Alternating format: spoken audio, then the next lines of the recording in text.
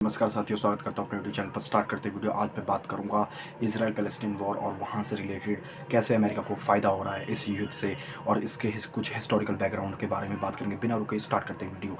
Israel Palestine war जो है वो कोई रिलेटेड कोई रिलीजन से नहीं है, कोई ऐसा कोई किसी धरती का टुकड़ा नहीं है जिसके लिए युद्ध हो रहा है। वो युद्ध जो है वो हिस्टोरिकल बैकग्राउंड है। वो 2 से 2,500 साल पुराना जो इतिहास है, अगर आप उठा के देखेंगे तो इजराइल पैलेस्टीन का जो मुद्दा है, जो यहाँ के जो एरिया है, जो रीजन है, वो तब से ही वो कन्फ्लिक्ट का एरिया है, वो वॉर जोन है। हम बात करते हैं रोमन एम्पायर के टाइम पर जब बेजेंटाइन एम्पायर हुआ करता था, बेजेंटाइन एम्पायर मिडिल ईस्ट में हुआ करता था, और रोमन एम्पायर आपको सबको पता होगा वो बहुत ज़्यादा फेमस है और वो यूरोप में हुआ करता था। उसकी जो लोकेशन है वो इतनी खास हुआ करती थी कि मेडिटेरियन से उसके पास हुआ करता था, और वहाँ से रोमन एम्पायर जो है वो सब कुछ कंट्रोल किया करता था। पर वहाँ से जब रोमन एम्पायर को जब एक्सपेंड करना पड़ा तो वहाँ पर बेजेंटीन एम्पायर मिला, और वहाँ पर रोमन एम्पायर और बेजेंटीन एम्पायर उस रीजन के लिए लड़ते थे जहाँ पर आज इसराइल और पैलेस्टीन आज लोकेटेड है। तो वो जो इलाका है वो पहले से ही वॉर जोन है, और आज कई लोग ये समझते हैं कि वो एक रिलीजियस मैटर है या फिर वो एक पॉलिटिकल मैटर है या कोई जियोपॉलिटिकल मैटर है जो आज वो सेकंड वर्ल्ड वॉर के टाइम से आया। ये 2 से 2,500 साल पुराना है, और जूस का जो हिस्ट्री है वो 3 से 4,000 साल पुराना है। जूस जो है वो अपना इलाका छोड़ के जा चुके थे जब क्रिश्चियंस ने भी हमला किया वहाँ पर, जब मुस्लिम इन्वेडर्स ने हमला किया वहाँ पर, और वहाँ पर जब यूरोप ने हमला किया, यूरोप में इन द सेंस कह लीजिए रोमन एम्पायर। तो आज भले ही अमेरिका बोलता हो कि मुझे इस युद्ध को बंद कराना हो, पर वो युद्ध को बंद कराना नहीं चाहता। क्यों नहीं चाहता? क्योंकि जो हथियार है वहाँ से बहुत ज़्यादा पैसा आता है। अब मैं इस पर डिटेल में बात करूँगा कि हथियार से पैसा आता कैसे है, कि एक बार अगर हथियार बेचा जाए तो क्या वहाँ वहीं पर ही पैसा आता है, उसके बाद पैसा नहीं आता।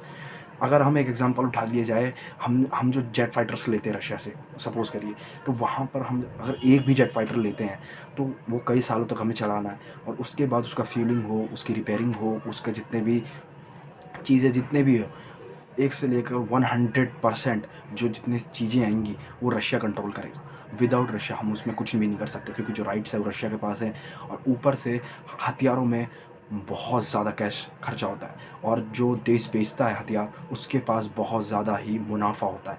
इसलिए हथियारों का जो बिज़नेस है वो ऐसे ही नहीं फूल रहा, क्योंकि हथियारों में बहुत ज़्यादा पैसा खर्चा होता है। यूक्रेन वॉर में भी आप देख लीजिए, बिलियंस ऑफ डॉलर भले ही खर्चा किया जा रहा हो, पर अमेरिका को एक शोकेस करने के लिए एक एरिया मिल चुका है कि वो उसका जो हथियार है वो सबसे बेस्ट है। इन कंपैरिजन वो हमेशा दिखाता आ रहा है कि रशिया का हो चाहे वर्ल्ड में कोई सा भी कंट्री हो, अमेरिकन जो वेपन्स है वो सबसे बढ़िया है। वहीं पर रशिया ने भी यही शोकेस किया हुआ था सीरियन वॉर में। सीरियन वॉर में हमने देखा कि कैसे कैसे वहाँ पर रशिया जो है अपने बॉम्बर्स ला रहा है, कभी जेट फाइटर्स ला रहा है, कभी अपने डिस्ट्रॉयर्स ले आ रहा है, डिस्ट्रॉयर्स इन द सेंस जो वॉरशिप्स होते हैं।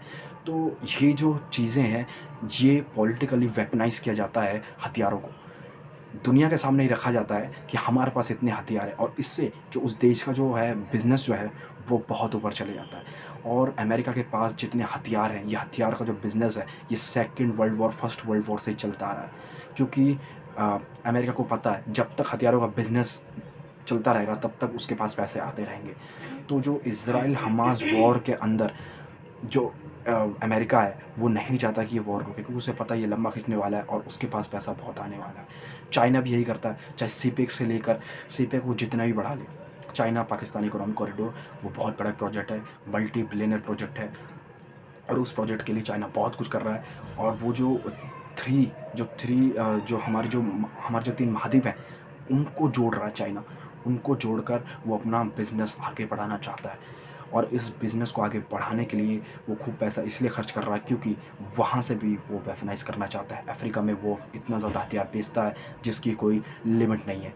तो जितने भी ये सब देश हैं जियोपॉलिटिक लेवल पर, अगर मैं बात करूँ, कोई किसी का सगा नहीं है। जब तक अपना इंटरेस्ट चल रहा है तब तक ठीक है, जब तक अपना इंटरेस्ट ख़त्म हो जाता है तो कोई किसी का दोस्त नहीं है। और जियोपॉलिटिक्स में तो एक बहुत ही अच्छी लाइन है कि यहाँ पर कोई किसी का दोस्त नहीं है, यहाँ पर कोई किसी का दुश्मन नहीं है। जब तक इंटरेस्ट है तब तक बने पड़े रहते हैं। और आज इज़राइल और हमास वॉर में भले ही जो यूरोपियन कंट्रीज़ है, वेस्टर्न कंट्रीज़ है, ये शांति का संदेश देते हैं। अफ़गानिस्तान के टाइम पर, लीबिया के टाइम पर, सीरिया के टाइम पर ये भूल जाते हैं, पर जहाँ पर इज़राइल और हमास वॉर जब आ जाता है तब इनके जो इंटरेस्ट हैं वो जाग जाते हैं।